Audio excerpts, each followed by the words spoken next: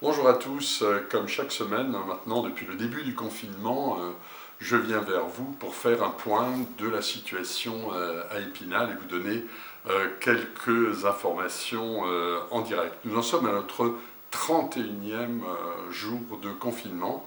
La semaine qui vient de s'écouler a été marquée par le discours du président de la République qui nous a laissé entrevoir un début de sortie du tunnel vers le 11 mai. Ceci a été possible parce que nous sommes conformés aux règles du confinement. Je vais vous donner quelques informations concernant notamment l'hôpital, comme je le fais chaque semaine.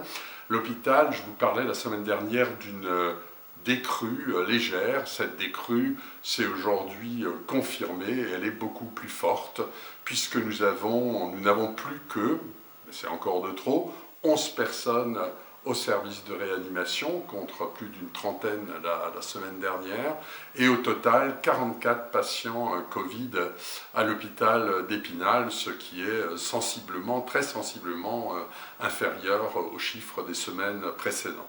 Donc de ce point de vue-là, même si rien n'est gagné, pas dire que la guerre soit gagnée, mais la première bataille du confinement quand même semble se gagner. Quelques éléments également concernant nos maisons de personnes âgées, tout d'abord nos foyers logements, que ce soit le chapitre, nous n'avons pas de cas, à Sans Souci, une personne qui est mise en confinement, mais ça se passe bien, et à Bon Repos, pas de cas vraiment avérés.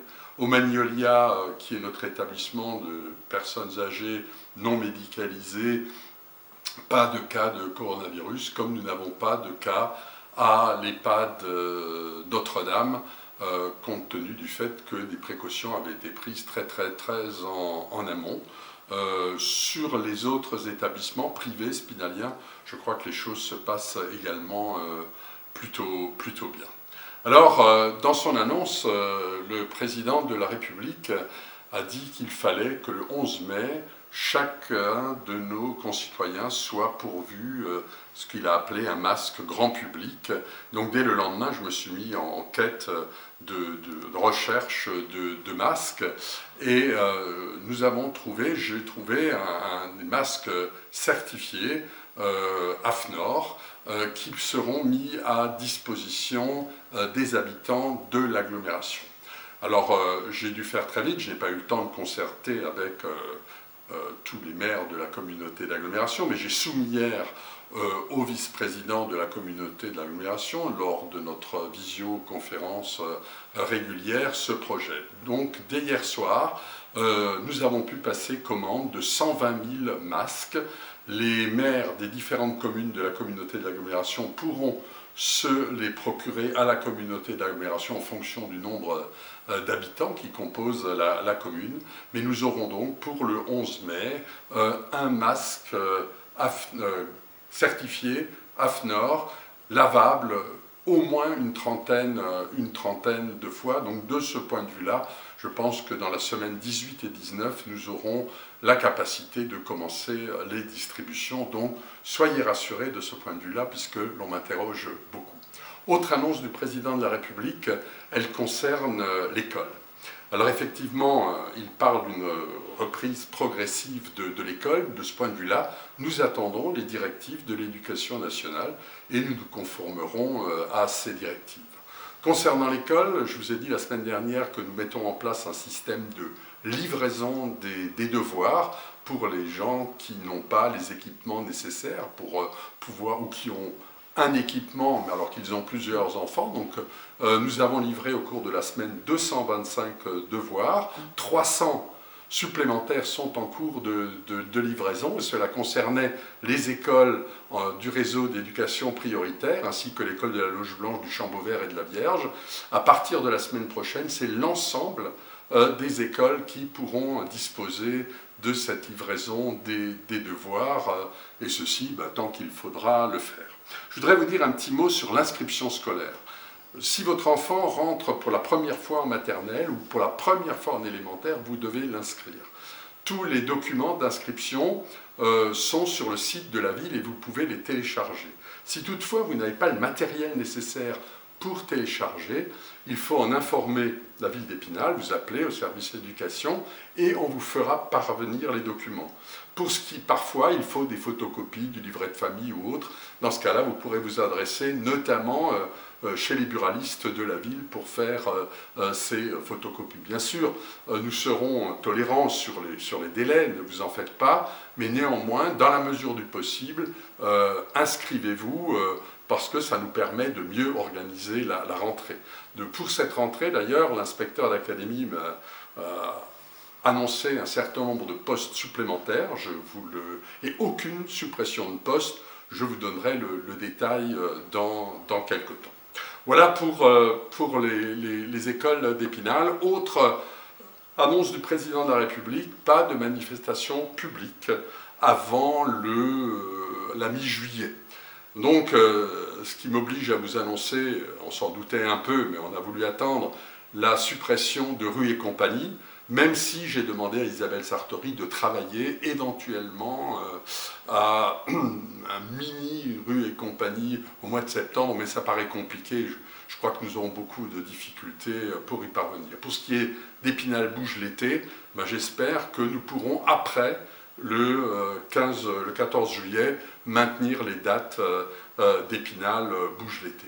Ceci m'amène bien sûr à vous parler, quand on parle de déconfinement progressif, au souci que nous avons bien sûr quant à la pérennité de nos commerces, à la pérennité de nos restaurants en particulier, qui eux ne pourront encore pas ouvrir le 11 mai. Alors je voudrais rappeler à toutes et à tous qu'il existe un certain nombre de dispositifs. Si vous êtes commerçant, restaurateur, artisan, si vous n'avez pas pu bénéficier du fonds rebond mis en place par l'État, la région, mais si vous avez pu bénéficier du fonds solidarité, c'est-à-dire les 1 500 € ou les 2 000 € en passant par la CCI ou la Chambre des métiers, vous pourrez aussi bénéficier peut-être du fonds résistance, c'est-à-dire le fonds résistance que nous avons mis en place avec la région, des financements des intercos, les financements du département, de la Banque des territoires. Sur le territoire de l'agglomération d'Épinal, cela représente pas loin d'1 million. Nous pourrons vous faire des avances de trésorerie de 5 à 10 000 € pour les entreprises de 10 salariés et moins, et également pour les associations employeurs qui pourront bénéficier d'avances de trésorerie de 5 à 30 000 €. Alors pour cela, les premiers dossiers vont être étudiés cette semaine, dans la semaine prochaine, pardon, à la maison de la région. Mais si vous voulez constituer un dossier, adressez-vous à la communauté d'agglomération. Alors, voilà l'adresse l'adresse mail à laquelle vous pouvez vous adresser, c'est direcocae@aglo-épinal.fr. Je répète, direcocae@aglo, avec 2G, épinal.fr. Et j'espère que ça pourra vous apporter un soutien, sachant que ce soit ce fonds résistance ou le fonds rebond, mais pour ce fonds résistance, le remboursement, c'est une avance remboursable, mais de très longue durée, donc qui devrait vous permettre de subsister. Alors j'ai vu qu'un certain nombre de restaurateurs commencent à faire de la vente à emporter. On leur souhaite bon courage. En tous les cas, nous serons très vigilants et nous serons vraiment à leur côté dans les semaines à venir, lorsqu'ils pourront reprendre leur activité, en espérant pouvoir sauvegarder le maximum de nos petites, très petites entreprises et de l'ensemble des entreprises d'ailleurs du territoire. Alors, autre élément aussi, qui est maintenant plus récurrent dans la vidéo que je vous propose chaque semaine, c'est de vous parler d'Épinal Solidaire. Alors, Épinal Solidaire, nous avons reçu plus de 1000 coups de fil aujourd'hui pour des services multiples et variés. Les personnes qui ont bénéficié d'Épinal Solidaire, ça va de 24 ans à 96 ans, donc vous voyez le spectre est très large. Alors ça peut être pour des sorties d'hôpital, ça peut être pour des courses, ça peut être pour des démarches administratives, aussi parfois pour un manque de ressources financières, 225 courses ont été effectuées par nos 3 équipages jusqu'à présent. Et puis nous avons aussi le soutien, je l'ai déjà dit souvent, de l'association WET by VNP qui fait des courses, qui fait aussi quelques courses en VTT. Ils en ont fait plus d'une cinquantaine. Nos crèches continuent à bien fonctionner à disposition des soignants, mais pas que. Et les garderies également. Nous avons ouvert également cette possibilité, notamment aux enfants des pompiers, de la police, mais également aux enfants dont les parents reprennent leur travail dans les entreprises. Alors actuellement, nous avons une quarantaine d'enfants qui viennent de tout le département dans nos garderies. Et depuis, hors crèche, après, disons à partir de la maternelle et en primaire, ces enfants bénéficient aussi maintenant de l'intervention d'enseignants, de gens massés le matin. Autre action d'Épinal solidaire, elle est aussi menée par notamment notre police municipale qui est très attentive, mais qui doit aussi mener des actions de contrôle. Alors il y a eu près de 1900 contrôles qui ont été effectués avec 98 verbalisations. Ils ont essayé, dans la majorité des cas, de faire de la pédagogie. Et on peut dire quand même je sais si on me signale de temps en temps des petits problèmes au niveau du confinement, mais globalement sur la ville, le confinement a été plutôt respecté. Le cadre de vie, quant à lui, a repris petit à petit ses fonctions. Alors il n'est encore pas déployé complètement, mais un certain nombre de travaux, dans le respect des règles barrières, bien sûr, les travaux ont donc pu repris dans le respect même des règles pour éviter évidemment la contamination et puis pour assurer la protection des agents. Voilà, je vous ai balayé, j'ai peut-être oublié un certain nombre de sujets, mais je ne veux pas être trop long non plus. Je voudrais quand même signaler pour terminer des gestes qui sont faits. Hier, j'ai assisté à l'arrivée d'une commerçante, d'une boulangerie spinalienne, Charlize pour ne pas la citer, qui a apporté des croissants au personnel municipal. Et puis le club soroptimiste a souhaité distribuer des œufs de Pâques aux agents de la ville qui sont sur le pont, et ils sont nombreux. En tous les cas, ce sont des attentions qui sont touchantes, et je voulais les remercier tout particulièrement pour ces actions.